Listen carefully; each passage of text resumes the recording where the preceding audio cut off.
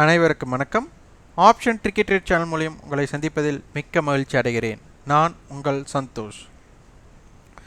நான் செபியில் பதிவு பெற்ற பங்கு ஆலோசகர் கிடையாது. இது பயிற்சிக்கான வீடியோ. எந்த பரிந்துரையும் நாம் வழங்குவதில்லை. உலகில் உள்ள அனைத்து மகளிருக்கும் இனிய மகளிர் தின வாழ்த்துக்கள்.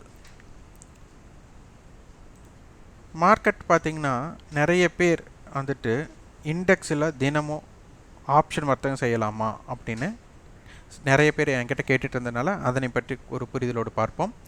நாளை தினம் வார இறுதி நாள் 0 to hero இருக்கிறதுனால அதனுடைய தாக்கம் என்ன அப்படிங்கிறதையும் நாம் பார்க்கலாம். வாங்க வீடியோக்குள்ள போகலாம். இந்த இண்டெக்ஸ் நிஃப்டி 50 என்பது வந்து பார்த்திங்கன்னா நிஃப்டியில் 50 நிறுவனங்களோடைய சராசரி ஆவரேஜ் தான் நம்மளுக்கு இந்த இண்டெக்ஸ். நம்மளுக்கு ஆப்ஷன் வர்த்தகம் செய்கிறவங்க வந்து பார்த்திங்கன்னா பையராகவும் இருக்கலாம் அல்லது செல்லராகவும் இருக்கலாம்.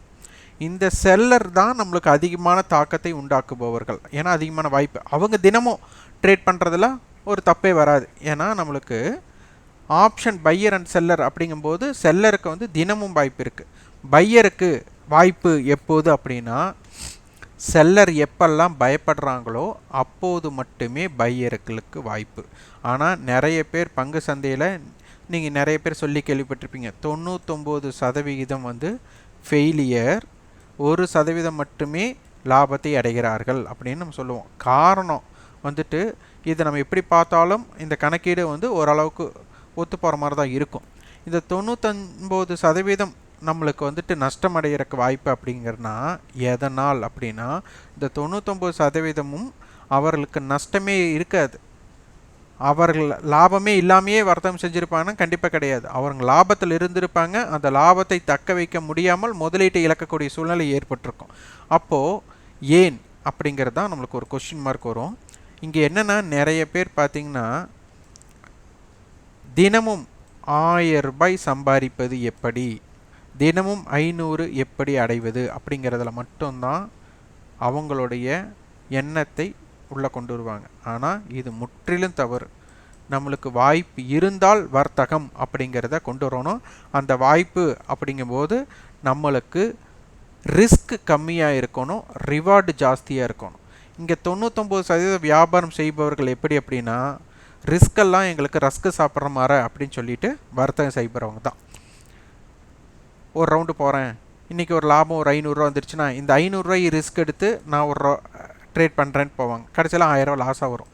அப்போ இந்த 500 ரூபாய் லாபம் 1000 ரூபாய் நஷ்டமாக மாறும். அப்போ என்னாகும், ஓவர் ட்ரேடுக்குள்ளே போவாங்க. இந்த மாதிரி போய் தான் நம்மளுக்கு லாஸ் வருமோ இல்லையே. இங்கே 500 ரூபா நான் லாபம் எடுத்துகிட்டு இந்த 500 ரூபாய் ரிஸ்க் எடுக்கிறேன்னு சொல்லிட்டு போகிறதுங்கிறது வந்துட்டு வர்த்தகமே கிடையாது. இது வியாபாரியா அப்படின்னு கேட்டால் வியாபாரம் கிடையாது. ஒரு வியாபாரம் அப்படிங்கும்போது பை மற்றும் செல் நடைபெறும். இந்த வியாபாரத்தில் நம்மளுக்கு ப்ராஃபிட்டும் இருக்கலாம், ஆர் லாஸும் இருக்கலாம். இந்த லாஸை கட்டுப்படுத்தி எப்படி லாபமாக மாற்றுவது அப்படிங்கிறதுக்கு தான் அவங்களுடைய அனுபவம் தேவைப்படும். இங்கே வந்து அனுபவத்திற்காக மார்க்கெட்டுக்குள்ளே வர்றது கிடையாது. தினமும் 500 சம்பாதிக்கலாம், 1000 சம்பாதிக்கலாம். நம்ம மனக்கணக்கு போடுவோம், மனக்கணக்கு வாய்ப்பாடுன்னே சொல்லலாம்.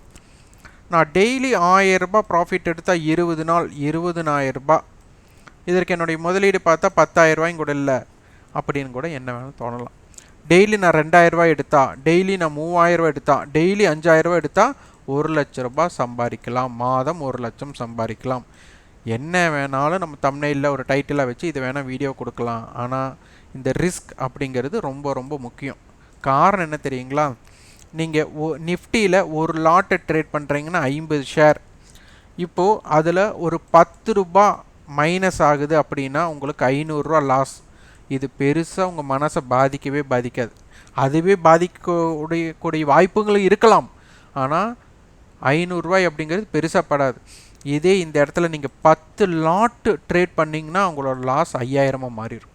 அப்போ என்ன ஆகும், பயந்து இந்த 500 ரூபா லாஸை புக் பண்ண மாட்டீங்க, போனாலும் பரவாயில்ல. ஆனால் 10 லாட் ட்ரேட் பண்ணும் 5000 லாஸ். அப்போ என்ன ஆகும், அப்போ உங்கள் மனப்பிரச்சனை ஏற்படும். அப்போ என்ன, தப்பான முடிவுகள் எடுக்க ஆரம்பிப்பீங்க. சில டைம் 10 லாட் வாங்கிட்டோம், திடீர்னு 50,000 ப்ராஃபிட் வரும். இந்த 50,000 ப்ராஃபிட்டை புக் பண்ணிட்டீங்கன்னா அடுத்த சில 2 நாட்கள் இல்லை 10 நாட்கள் இந்த 50,000 ஜீரோ ஆகிடும். காரணம் என்னென்னா, நீங்கள் எடுத்தது 10 லாட் எடுத்து தான் இந்த 50,000 ப்ராஃபிட் பண்ணியிருப்பீங்க. அடுத்த டைம் இது 10 லாட் எடுக்கும்போது 5,000 ரூபாயா லாஸ் வந்துச்சுன்னா 10 டைமில் இந்த அமௌண்ட் காணாமல் போயிடும். அப்போது எப்போதுமே இத்தனை லாட் செய்கிறேன் அப்படிங்கிறதெல்லாம் இருக்கக்கூடாது. வாய்ப்பு இருக்கும் பொழுது மட்டுமே அப்படிங்கிறது தான். அப்போ ஆப்ஷன் செல்லர் அப்படிங்கிறதுக்கு தான் ரொம்ப ரொம்ப முக்கியத்துவமாக தேவைப்படும். அது என்ன அப்படிங்கிறது பார்க்கலாம். இன்றைக்கி பார்த்தீங்கன்னா நிஃப்டி பார்த்தீங்கன்னா 0.24% ஏற்றம் கண்டுள்ளது. நல்லா புரிஞ்சிக்க வேண்டிய விஷயம், 0.24 பாசிட்டிவ். அப்போ ப்ரீவியஸ் க்ளோஸில் இருந்து கிட்டத்தட்ட 50 புள்ளிகள் நம்மளுக்கு ப்ளஸ் ஆயிருக்கு. இங்கே பாருங்கள், 17,750 கால் நிஃப்டி 50 புள்ளி ப்ளஸ் ஆனதுக்கு இவங்க ஏறினது ₹1. அப்போது நினச்சி பாருங்கள் பையருக்கு என்ன தாக்கம்ட்டு. 17,700 கால் எவ்வளோ ஏறி இருக்கு? ₹9. நிஃப்டியோட ₹50 ஏற்றத்திற்கு இவங்க ₹9 ஏறியிருக்காங்க. 17,650 கால் அவங்க ₹50 ஏற்றத்திற்கு ₹19 ஏறியிருக்காங்க. 17,600 கால் ₹50 ஏற்றத்துக்கு ₹24 தான் ஏறியிருக்காங்க.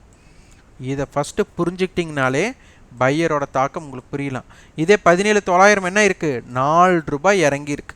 அப்போ இந்த 50 புள்ளி ஏற்றத்தை இவங்களுக்கு பிரயோஜனமே கிடையாது அப்படிங்கிறது தான் இதனுடைய தாக்கமே. இதை ஃபஸ்ட்டு புரிஞ்சிட்டிங்கனாலே உங்களுக்கு எளிமையாயிடும் வர்த்தகம். அப்போது நான் வர்த்தகம் செய்யலாமா வேண்டாமா அப்படிங்கிறதெல்லாம் புரிந்து கொள்ளலாம். அடுத்தது இது ரொம்ப ரொம்ப தெரியணும்.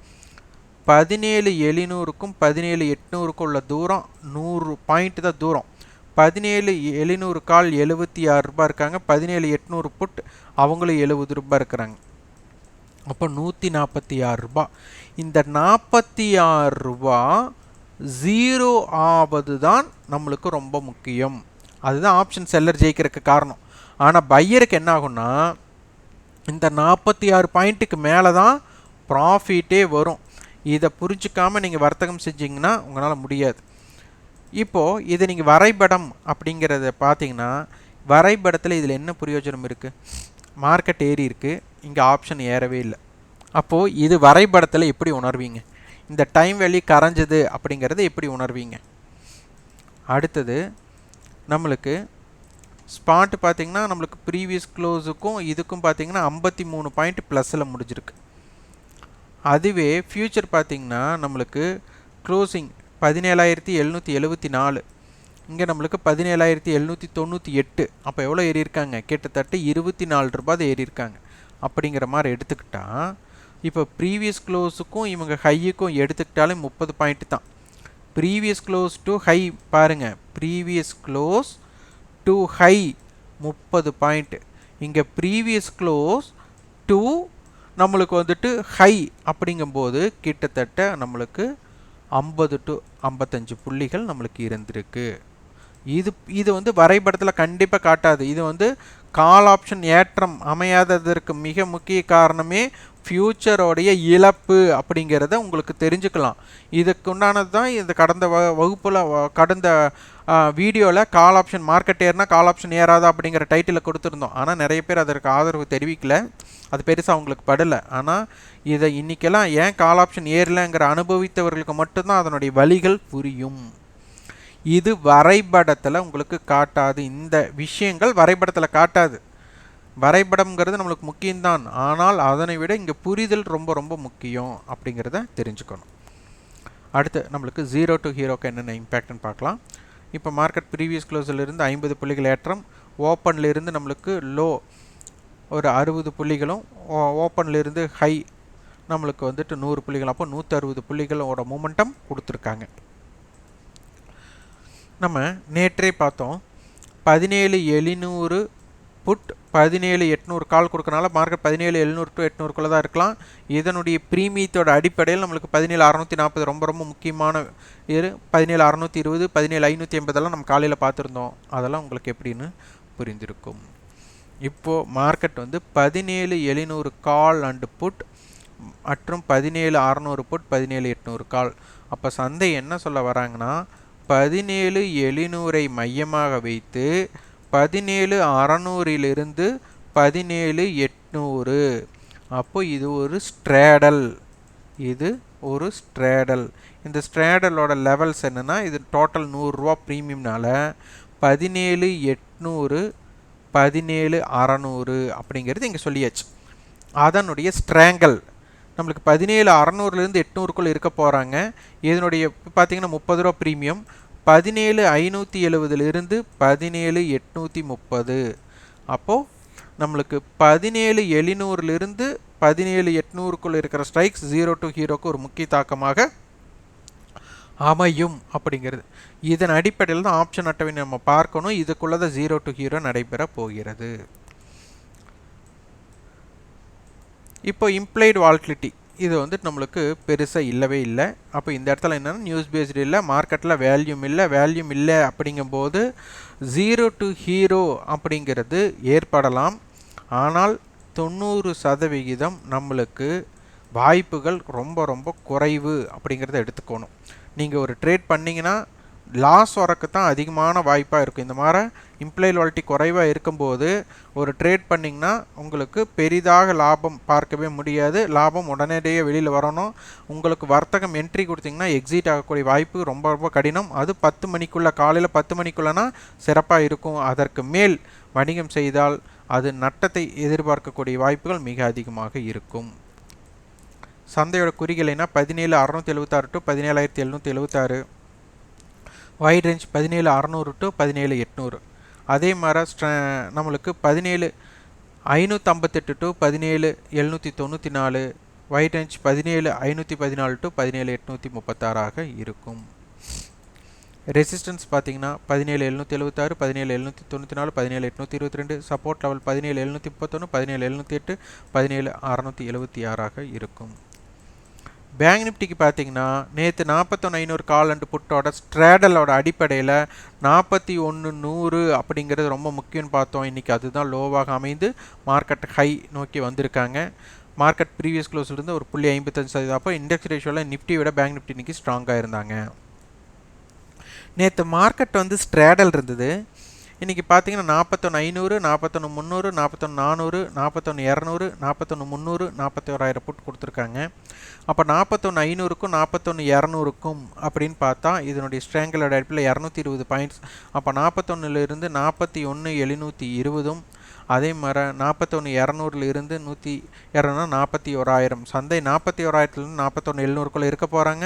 அதனால் நம்மளுக்கு 41,500 41,500 41,800க்குள்ளே ஒரு 0 to ஹீரோ இம்பேக்ட் நடக்கிறதுக்கு வாய்ப்புகள் இருக்கலாம். இதில் இம்ப்ளைடு வால்டிலிட்டி கொஞ்சம் நிஃப்டி கம்பேர் பண்ணும்போது பேங்க் நிஃப்டியில் ஓரளவுக்கு இருக்குது. இப்போ இந்த இடத்துல பார்த்தீங்கன்னா மார்க்கெட் 41,500 to 42,000 அப்படிங்கும்போது 500 பாயிண்ட்ஸ். 41,190 ரூபா அப்படின்னா 42,000 408 ரூபா. அப்போ இதில் பார்த்தீங்கன்னா நம்மளுக்கு 598 ரூபா. அப்போ 98 ரூபா டைம் வேல்யூ அதிகமாக இருக்குது. இதை 0 பண்ணுறக்கூடிய வாய்ப்பு தான் அதிகமாக நேரிடும் அப்படிங்கிறத தெரிஞ்சுக்கணும். அப்போ பேங்க் நிஃப்டியோட குறியலைனா 41,475 41,730. Wide range 41,345 to 41,855. அதே மாதிரி 41,340 to 41,847. அடுத்து 41,293 to 41,907. ரெசிஸ்டன்ஸ் பார்த்தீங்கன்னா 41,690 41,730 41,782. Support level 41,524 41,475 41,415. இங்கே நம்ம பார்த்த மாதிரி வாய்ப்பு அப்படிங்கும்போது ஆப்ஷன் பையருக்கு உண்டான வாய்ப்பு. நீங்கள் ஆப்ஷன் பையராக இருக்கிறவங்க டெய்லி 1000 சம்பாதிக்கலாம் 2000 சம்பாதிக்கலாம் அப்படின்ட்டு வராதிங்க. வாரத்தில் ஒரு ட்ரேட் பண்ணாலும் மார்க்கெட்டில் எப்போ செல்லர் பேனிக் ஆகிறாங்களோ அங்கே தான் பையர்களுக்கு உண்டான வாய்ப்பு. முதல் செல்லர் எங்கே பேனிக் ஆவாங்க அப்படிங்கிறது தான் நம்ம கொடுத்துட்ருக்குறோம். சிலருக்கு இது சும்மா இந்த கணக்கு கூட்டி கழிக்கிறத எளிதாக எல்லாருமே சொல்லிடலாம் அப்படின்னு கூட சிலர் பதிவுகள் இருந்தது. எல்லாருமே சொல்லலாம். ஆனால் அது லாஜிக்காக இருக்கக்கூடிய கண்ணோட்டத்தில் இருக்கணும். அது மாதிரி சும்மா இதை சொல்ல முடியாது. இது நிறைய பேர் ஆய்வு செஞ்சுருப்பீங்க. அப்போவே இதனுடைய வலிமை உங்களுக்கு தெரியலாம். அப்போ ஆப்ஷன் செல்லர் எப்போ பயப்படுறாங்களோ அப்போ தான் பையர்களுக்கு வாய்ப்பு. அப்போ எப்போ பயப்படுவாங்க அப்படின்னா ப்ராஃபிட் புக்கிங் அல்லது ஷார்ட் கவரிங்கில் மட்டும்தான் பயப்படுவாங்க. அப்போ ப்ராஃபிட் புக்கிங் ஷார்ட் கவரிங் எப்போ வருமோ அப்போ மட்டும்தான் நீங்கள் ஆப்ஷன் பையராக இருக்கணும். அதற்கு ஆய்வு செய்து நீங்கள் முடிவெடுத்து கொள்ளுங்கள். முதலில் கற்றுக்கொண்டு வியாபாரம் செய்யுங்கள். தினமும் 500, தினமும் 1000, தினம் 1500, தினம் 2000, தினம் 5000 அப்படின்னு முக்கியமான வேலையை விட்டுட்டு இது ஒரு முழு நேரம் வர்த்தகமாக செய்யலாம்னால வருவாங்க. உங்களுக்கு ஆல்டர்னேட்டிவ் பிஸ்னஸ், அதாவது உங்களுக்கு அலைடு பிஸ்னஸ் ஏதாச்சும் இருந்தால், உங்களுக்கு ஒரு சப்போர்ட்டிவ் இருக்குன்னா இது ஒரு அலைடு இன்கம்மாக நினச்சிவாங்க. எல்லோராலும் இதுதான் என்னுடைய வாழ்க்கை அப்படின்னு நினச்சிட்டு ஏதேனும் 1% கூட சக்ஸஸ் பண்ண முடியாது. ஏன்னா இதில் என்ன வேணாலும் நடக்கலாம். அப்போ உங்கள் மனக்கட்டுப்பாடு எந்த மாதிரி சூழ்நிலை இருக்குன்னு தெரியாது. அந்த மனக்கட்டுப்பாடு நீங்கள் ஒரு மனக்கட்டுப்பாடோடு இருந்து ஏதேனும் ஒரு நாள் அந்த மனக்கட்டுப்பாட்டை இழந்தாலே எல்லாமே அழியக்கூடிய வாய்ப்பும் இருக்குது. அதனால் பங்கு சந்தையை நம்ப வேண்டாம். இது ஒரு எதிரியிடம் நீங்கள் எப்படி நட்புணர்வோடு இருப்பீங்க அப்படிங்கிறத புரிஞ்சுக்கோங்க. எதிரியோட நட்புணர்வோடு இருப்போமா? எப்பவும் ஜாக்கிரதையாக பாதுகாப்பாக இருப்போம். அதுபோல் பங்கு சந்தையை இட்டு வெளியில் ஒரு பாதுகாப்பாகவே இருங்கள். வாய்ப்பு இருக்கும்போது வியாபாரம் செய்யுங்கள். அதனால் கற்றுக்கொண்டு வியாபாரம் செய்ய முற்படுங்கள். இந்த வீடியோ உங்களுக்கு பயனுள்ளதாக இருந்தால் லைக் பண்ணுங்கள், ஷேர் பண்ணுங்கள், சப்ஸ்கிரைப் பண்ணுங்கள். கண்டிப்பாக உங்களுக்கு ஃபீட்பேக்கை கமெண்ட் பாக்ஸில் பதிவு பண்ணுங்கள். நன்றி, வணக்கம்.